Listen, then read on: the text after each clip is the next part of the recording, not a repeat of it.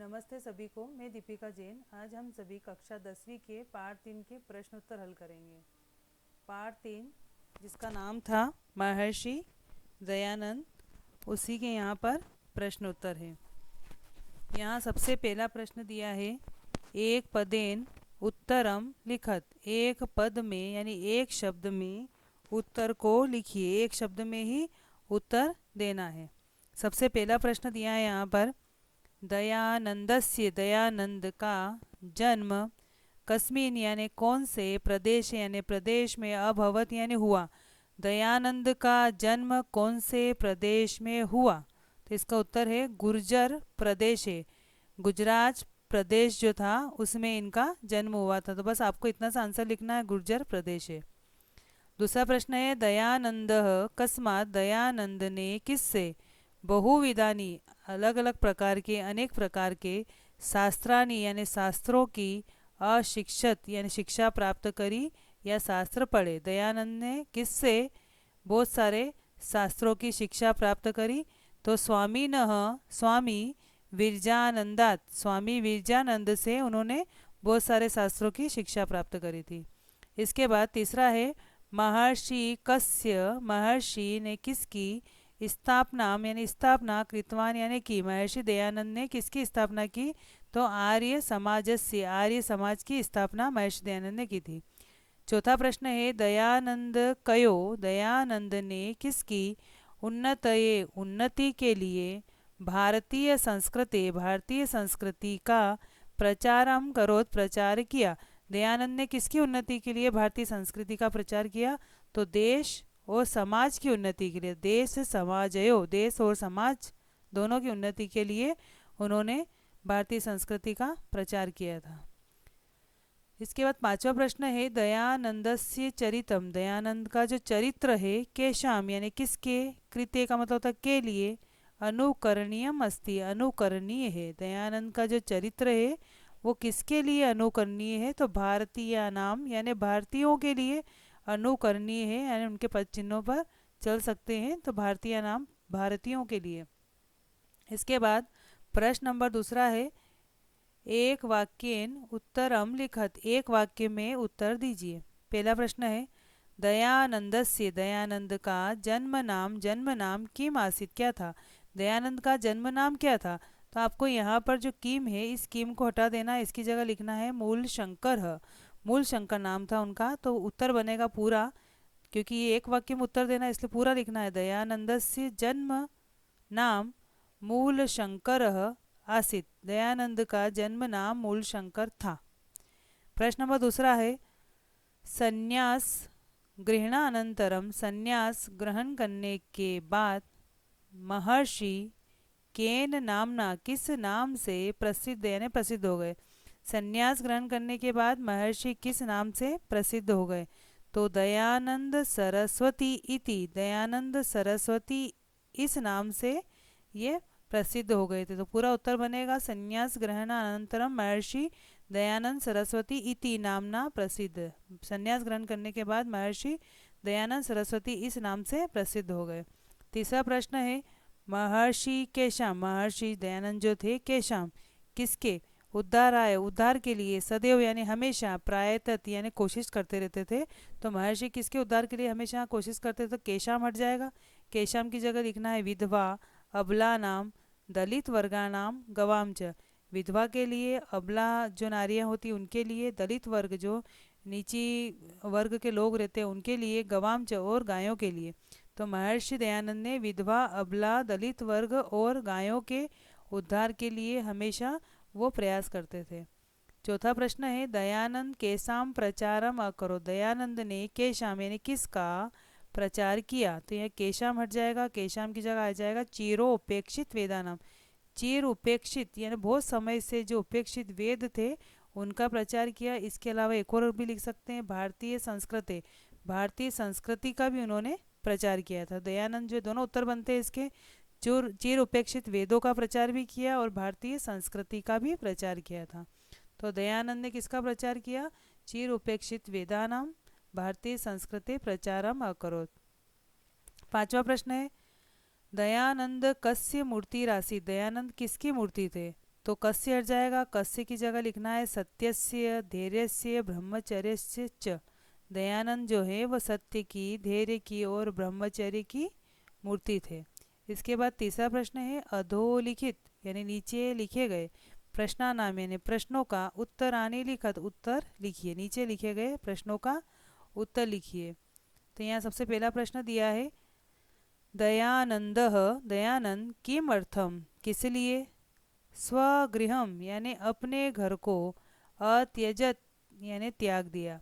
दयानंद ने किस लिए अपने घर को त्याग दिया, तो दयानंद ने अमर बनने के लिए, अमर भवितुम अमर होने के लिए, स्वगृहम यानी अपने घर को, अत्यजत यानी त्याग दिया। दयानंद ने अमर बनने के लिए अपने घर को त्याग दिया। इसके बाद दूसरा प्रश्न दिया है विद्या समाप्तो, जब उनकी विद्या समाप्त हो गई, गुरु ने दयानंदम दयानंद को किम आदिष्टवान क्या आदेश दिया। जब उनकी विद्या समाप्त हो गई तब गुरु ने दयानंद को क्या आदेश दिया। तो यहाँ पर जो है आपको लिखना है विद्या समाप्तो गुरु दयानंदम आदिष्टवान। विद्या समाप्ति के बाद गुरु ने दयानंद को आदेश दिया। अब उन्होंने क्या आदेश दिया था, तो आपको जो अपनी बुक है उसमें बड़ा है आंसर 2 लाइन का, तो वहाँ से लिखना है आपको वत्स के यहाँ से इसका उत्तर जो है विद्या समाप्ति के बाद गुरु ने दयानंद को क्या आदेश दिया। तो जब आप पहला वीडियो देखेंगे तो आपको समझ में आ जाएगा उसमें कि विद्या समाप्ति के बाद गुरु ने उनको क्या आदेश दिया था। उन्होंने आदेश दिया था यहाँ पर कि वत्स बेटे देशो अयम अस्माकम अविद्या अंधकारे, हमारा देश जो है वह अविद्या के अंधकार में पतितो वर्तते गिरा हुआ है, तद गच्छ इसलिए जाओ, अविद्या अंधकारम अपने अविद्या के अंधकार को दूर करो, आर्ष शास्त्रानी उद्वर जो ऋषियों द्वारा रचित शास्त्र है, जो ऋषियों द्वारा निकले गए शास्त्र है, ऐसे वैदिक ज्योति च वैदिक ज्योति का च पुनः प्रकाश है पुनः प्रकाशित करो। ये उनके गुरु ने उनको आदेश दिया था। तो आपको यहाँ पर उत्तर इस प्रकार से लिखना है विद्या समाप्तो, विद्या समाप्ति के बाद गुरु दयानंदम, गुरु ने दयानंद को आदिष्टवान आदेश दिया। तो बस आपको किम नहीं लिखना है, बाकी पूरी लाइन लिखनी है और इस प्रकार से ये डंडा खींच करके यहाँ से लिखना है वत्स के यहाँ से, वत्स देशो अयम अस्माकम से लगा करके वैदिक ज्योति च पुनः प्रकाश है, 2 लाइन आएगी इसका आंसर। इस प्रकार से आपको लिखना है। इसके बाद तीसरा है दयानंदेन, दयानंद ने के ग्रंथा विरच, दयानंद के द्वारा कौन कौन से ग्रंथ रचे गए, दयानंद ने कौन कौन से ग्रंथ रचे थे। तो यहाँ पर आपको लिखना है दयानंदेन, दयानंद ने। अब उनके ग्रंथ जो है आपकी बुक में नाम दिए हुए हैं पाठ के अंदर, दयानंद के द्वारा कौन कौन से ग्रंथ रचे गए। तो दयानंदेन, दयानंद के द्वारा ऋग्वेद आदि भाष्य भूमिका, सत्यार्थ प्रकाश, संस्कार विधि प्रभृति ग्रंथा विरचिता। तो आपको के ग्रंथा पूरा हटा देना है क्योंकि उसमें उस लाइन में ग्रंथा शब्द जो है आ जाएगा, इसलिए आपको के ग्रंथा हटाना है। इसकी जगह पर दयानंदेन ऐसा कैसा लिखना है, और के ग्रंथा की जगह पर आपको लिखना है ऋग्वेद आदि भाष्य भूमिका, सत्यार्थ प्रकाश, संस्कार विधि प्रभृति ग्रंथा, और फिर यहाँ से विरचिता लेना है। तो दयानंद के द्वारा ऋग्वेद आदि भाष्य भूमिका, सत्यार्थ प्रकाश, संस्कार विधि ये ग्रंथ लिखे गए थे।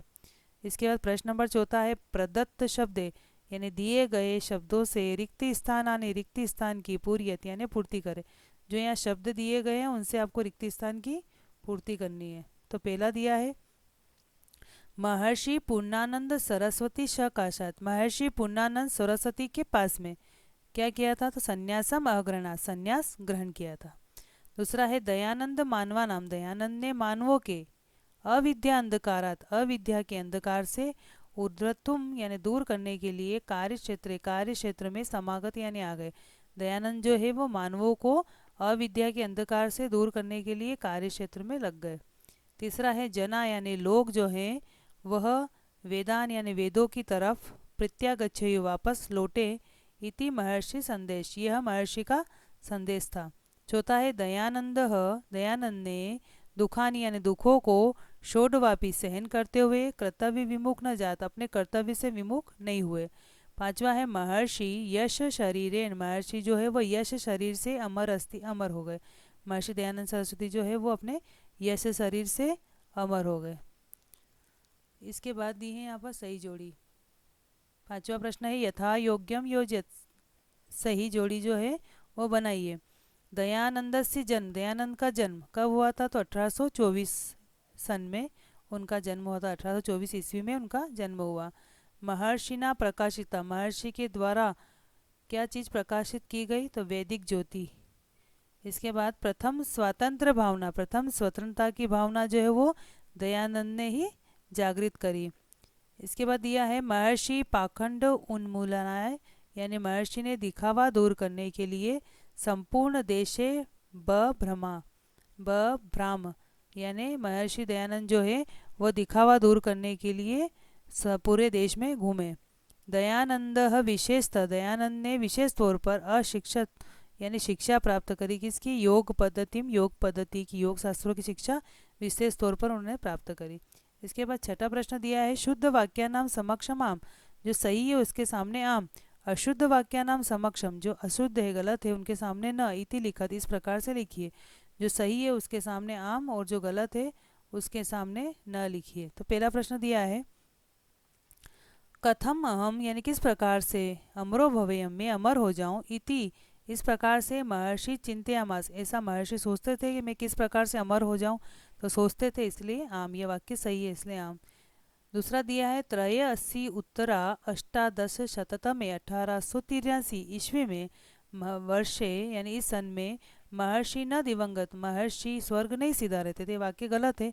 महर्षि दयानंद सरस्वती की मृत्यु जो है वो 1823 में ही हुई थी, इसलिए यहाँ पर 1883 में हुई थी, इसलिए यहाँ पर लिखा गया है कि महर्षि दयानंद जो है वो 1883 में उनकी मृत्यु नहीं हुई, तो ये वाक्य गलत है, इसलिए यहाँ पर लिखा हुआ है ना, ये वाक्य गलत है। ये वाक्य जहाँ लिखा हुआ है ये गलत वाक्य है। उनकी मृत्यु 1883 में हुई थी और लिखा हुआ है यहाँ पर कि उनकी मृत्यु 1883 में नहीं हुई, ये वाक्य गलत है इसलिए ना। तीसरा है महर्षि ख्याति, यानी महर्षि की प्रसिद्धि सर्वत्र व्याप्त अस्ति, सब जगह व्याप्त है, महर्षि की प्रसिद्धि है इसलिए आम। दयानंद सामाजिक कुप्रथा नाम निवारणम कृतवान, महर्षि दयानंद ने सामाजिक जो गलत रीति रिवाज है उनका निवारण किया इसलिए आम। महर्षि सदृशा, यानी महर्षि के समान महात्मान, महात्मा लोग जो है वंद्या वंदनी न भवंती, नहीं होते, महर्षि के समान, महर्षि दयानंद के समान और भी जो महात्मा लोग हैं वंदनीय नहीं होते, वाक्य गलत है इसलिए न। इसके बाद प्रश्न नंबर 7वां, उदाहरणानुसारम, उदाहरण के अनुसार शब्दानाम, शब्दों के मूल शब्द, शब्दों के मूल शब्द लिखने, विभक्ति वचनम च, और उसकी विभक्ति भी लिखनी है कि कौन सी विभक्ति सात में से, और वचनम च, और वचन भी लिखना है कि एक वचन, द्विवचन, बहुवचन में से कौन सा है। तो यहाँ पर ये शब्द दिए गए हैं, इनके मूल शब्द लिखना है, विभक्ति लिखना है और वचन लिखना है। तो महर्षि जो शब्द बना है आपके, इसका मूल शब्द है महर्षि, इसमें विभक्ति लगी हुई है पंचमी षष्ठी, और वचन है इसका एक वचन। नर्मदा तीरे, इसमें नर्मदा तीर इसका मूल शब्द है, इसमें विभक्ति लगी हुई सप्तमी और ये एक वचन है। कहने का अर्थ ये है कि जो महर्षि लिखेंगे, ये मूल शब्द तो महर्षि है, लेकिन जैसे महर्षि, महर्षो, इस प्रकार से यहाँ पर महर्षि बन गया, तो प्रथमा में बनता है, द्वितीय में बनता है, चतुर्थी, पंचमी कहाँ पे बनता है? तो ये महर्षि शब्द पंचमी षष्ठी दोनों में आता है, और कौन से वचन पे आता है? तो एक वचन पे। ऐसे नर्मदा तीरे जो कौन सी जगह पे आता है? तो सप्तमी विभक्ति के एक वचन पे आता है, नर्मदा तीरे। इसके बाद गवाम जो है वो मूल शब्द उसका गो है, गाय के लिए आता है गवाम, तो ये गवाम जो है ये मूल शब्द गो है, और विभक्ति कौन सी है? गवाम जो है ये कौन सी जगह पे आता है? प्रथमा तृतीया कहाँ पे आता है? तो षष्ठी विभक्ति पे आता है, और ये षष्ठी विभक्ति का बहुवचन है। इसके बाद सर्वेशाम जो है ये मूल शब्द है इसका सर्व, और ये षष्ठी विभक्ति में आता है और ये भी बहुवचन है। सत्यस्य जो है इसका मूल शब्द है सत्य, सत्य से बन जाता है सत्यस्य, तो कौन से नंबर में बनता है? तो षष्ठी विभक्ति में बनता है और एक वचन में बनता है। महात्मानः, तो महात्मानः का मूल शब्द है महात्मन, और ये आता है प्रथमा विभक्ति का बहुवचन। इसके बाद जनेशु, इसका मूल शब्द है जन, ये सप्तम विभक्ति का बहुवचन है। आपको विभक्ति याद करनी पड़ेगी, राम की, हरि, भानु, लता, तो आपको ये पूरा अच्छे से समझ में आ जाएगा। इसके बाद प्रश्न नंबर 8वां, उदाहरण अनुसारम, उदाहरण के अनुसार क्रियापदानाम, क्रियापदों के धातु लकारम च, धातु भी लिखने हैं यहाँ पर। जो ये क्रियापद दिए हुए हैं, क्रियाएं जो भी हम काम करते हैं वो सब क्रियापद कहलाते हैं। तो उनकी धातु यानी उनकी मूल क्रिया क्या है वो लिखनी है। और कौन सा लकार, लकार का अर्थ होता है कि कौन से समय में वो काम किया गया। काम तो हम करते हैं लेकिन भूतकाल में किया कि वर्तमान में किया है, भविष्य में करेंगे, तो उससे काल का पता पड़ता है, उसे लकार कहते हैं। तो यहाँ पर आपको धातु भी लिखनी है यानी क्रिया का मूल शब्द क्या है वो भी लिखना है, लकार भी लिखना है और वचन भी लिखना है कि कौन सा वचन है। तो यहाँ पर ये क्रियापद दिए हुए हैं यानी क्रिया से बने हुए शब्द। यहाँ पर अभवत दिया है, अभवत की क्रिया कौन सी है तो भू है। लकार कौन सा है, जिसके आगे अ लग जाता है वो लंग लकार हो जाता है यानी पास्ट टेंस भूतकाल। जैसे क्रिया के आगे अ लग गया, इसमें भी करोत के आगे अ लग गया, अशिक्षत के आगे भी अ लग गया। यहाँ पर आसित में आ है, तो जब यहाँ पर ये अ लग जाएगा तो वहाँ पर लंग लकार हो जाता है। लंग लकार को इंग्लिश में कहते हैं पास्ट टेंस और हिंदी में कहते हैं भूतकाल। तो यहाँ पर ये मूल शब्द जो है, मूल धातु जो है वो क्या है, अभवत में भू धातु है, लकार है लंग लकार, और वचन कौन सा है तो अभवत जो है वह एक वचन है। जब आप इसके रूप याद करेंगे, जैसे आपने पठती पठता पठंती याद किया हुआ है, उसी प्रकार से लंग लकार के रूप भी होते हैं, अभवत अभवताम अभवन।